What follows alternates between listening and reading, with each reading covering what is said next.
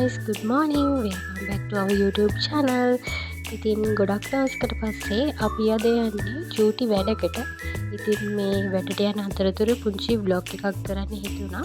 ඉතින් අපි ආවා මේ වාරියපොළ නගරයට අපේ පොඩි වැඩකට. ඒ අතරතුර පොඩි කාලයක් හම්බ වුණා අපිට. ඉතින් ඒ කාලය අතරතුර අපි හිතුවා වාරියපොළ ඉඳන් ඉතාමත් කිට්ටුවෙන් පොඩි වෙලාවකින් යන්න පුළුවන් තැනකට ඔයගොල්ලන්ත් එක්කයි යන්නේ. ඉතින් අපි දැන් මේ ඉන්නේ හරියටම වාරියපොළ ටවුන් එක මැද්දේ.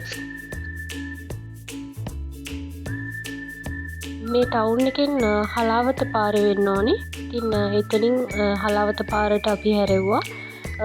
ඒ පාරේ ටිකක් එළින්ම දුර යනකොට අපි මේ යන තැනට ඉක්මනින්ම යන්න පුළුවන්. ඉතින් අපි මේ ගිය දවසේ කාලගුණය නම් ඇත්තටම හොඳ කාලගුණයක් තිබුණේ. මොකද වහිනවා ආයෙ පායනවා ඒ වගේ සාමාන්‍ය මේ පරිසරය හරි කූල්. නමුත් සමහර දවස්වලට ඉතින් මේ මං ටිකක් ඇවිල්ලා තියෙනවා. ඒ නිසා සමහර දවස්වල ටිකක් රස්නේ. නමුත් මේ දවස් ටිකේ නම් මෙහෙට වහින හින්දා ටිකක් කූල්.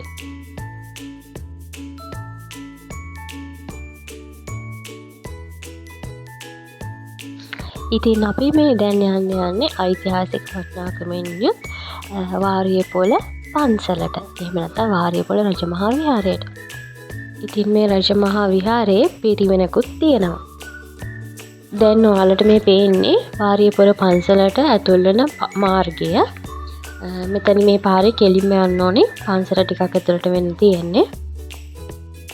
ඉතින් මම කලින් කිව්වා වගේ අපි ගිය දවස වැස්සත් එක්ක තිබ්බ දවසක්. ඉතින් පරිසරය එහෙම ලොකු රස්නයක් එහෙම තිබුණ නැහැ. ඉතින් දැන් පොසොන් කාලෙත් ළඟ හින්දා වාරියපොළ පන්සල බලන්න එනවනම් ඔයගොල්ලන්ට ගොඩක් හොඳයි. ඉතින් ගොඩක් අය පොසොන් එකට මේ පන්සල බලන්න එනවා.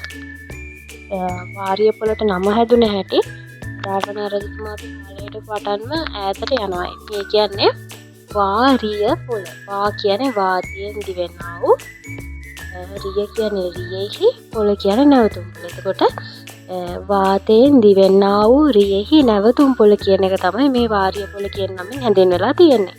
ඉතින් වාරියපොළ පන්සලට ඇතුල් වෙනකොටම ඕගොල්ලන්ට මෙන්න මේ හිටිපිලිම වහන්සේ දකින්නට පුළුවන්.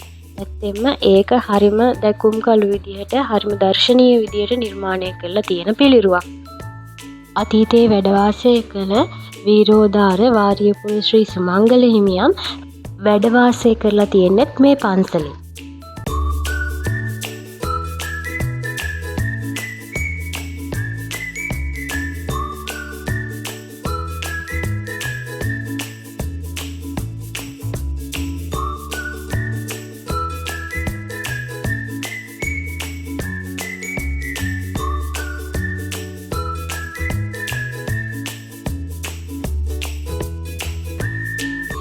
ඉතින් මේ පන්සලේ අපි ඇතුළට යනකොටම වම් අත පැත්තේ අපිට දකින්නට ලැබෙන්නේ සීමා මාලකයේ තියෙන ගොඩනැගිල්ල.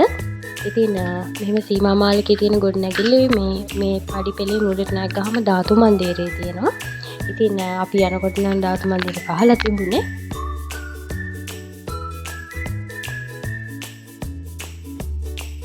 මෙන්න මේ තැනට එනකොට ඔයාලට දකින්න පුළුවන් නව විහාර මන්දිරය සහ පැරණි විහාර මන්දිරය. මේ ඉස්සරහින් ඔයාලට පේන්න තියෙන්නේ නව විහාර මන්දිරය.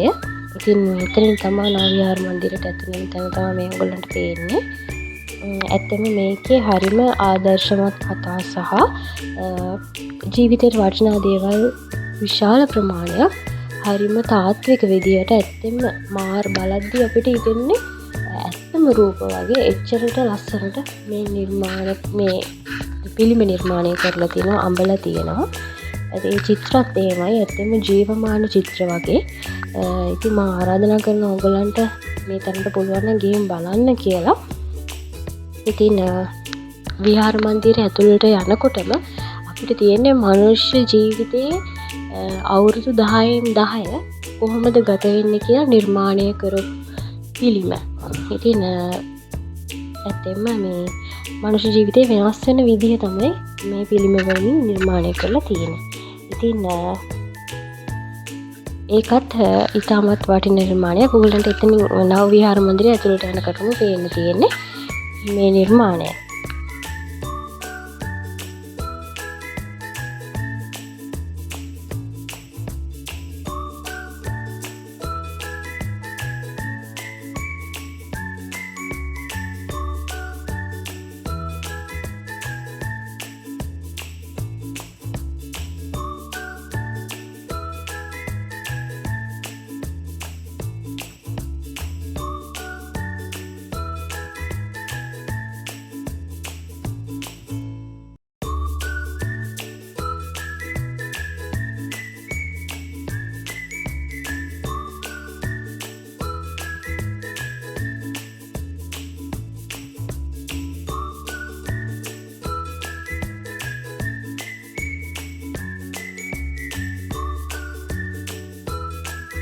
මේ පින්තූරයෙන් අපිට පේන්න තියෙන්නේ වාරියපොළ ශ්‍රී සුමංගල හිමියන් කරපු වීරෝදාර ක්‍රියාව.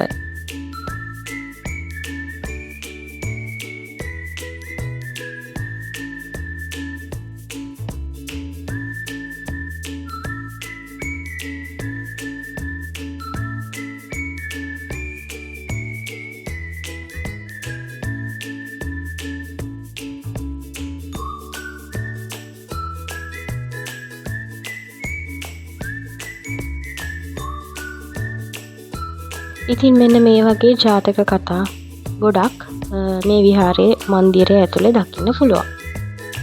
දැන් අපි මේ යන්න හදන්නේ පැරණි විහාර මන්දිරය බලන්න.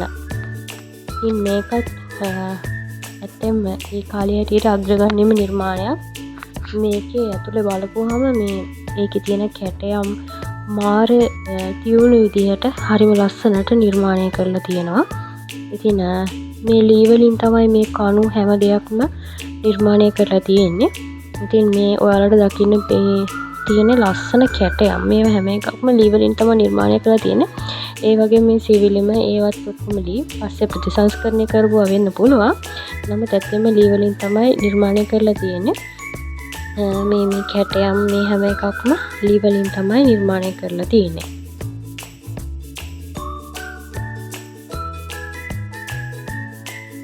ඉතින් මේ පැරණි විහාර මන්දිරයේ අපි දැකපු විශේෂත්වයක් තමයි මේ කණුවල නිර්මාණය කරලා තියෙන චූටි චූටි කැටයම් තියෙනවා.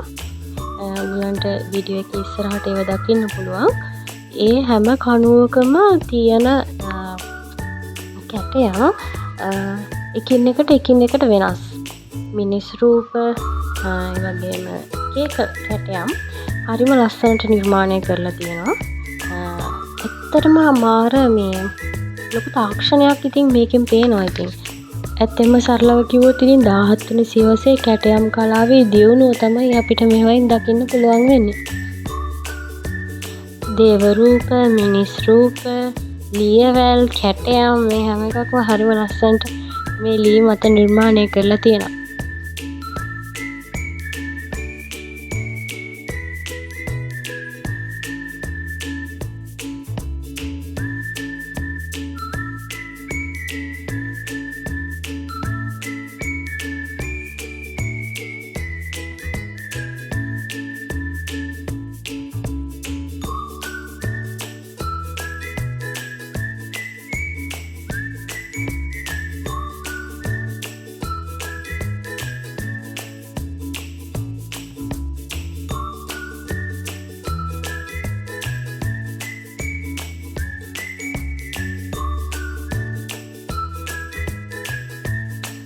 පැරණි විහාර මන්දිරයෙන් එළියට ආවයින් පස්සේ ඒගොල්ලන්ට දකින්න පුළුවන් ඉපැරණි චෛත්‍ය සහ බෝධීන් වහන්සේ. ඉස්සරහට එන පොසොන් කාලයේදී මේ ඓතිහාසික වටිනාකමකින් යුක්ත මහා විහාරය වෙන පුදා ගන්න යන්න අමතක කරන්න එපා. එදා අපි අපේ ලන්ච් එක ගත්තේ චෙෆ් ලංකා කියන රෙස්ටොරන්ට් එකෙන්. ඒගොල්ලන්ගේ සර්විස් එකත් ගොඩක් හොඳයි, කෑමත් ගොඩක් රසයි. ඉතින් තවත් දවසකින් මේ වගේ ලස්සන වීඩියෝ එකක් අරන් ඉක්මනට මෙන්නම්.